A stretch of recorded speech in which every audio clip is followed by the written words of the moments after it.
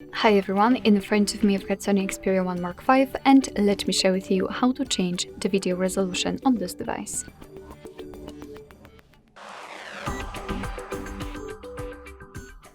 So first of all, let's open the camera app, and currently we are in the standard photo mode, so we have to switch to the video one. Let's tap on it, and if you've got this camera icon on the right highlighted, you can be sure that you're on the video mode.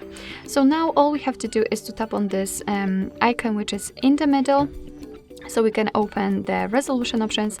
As you can see, we've got 5 of them, so HD, FHD, 4K and FHD with 60 frames per second and 1080p with the ratio 1:1.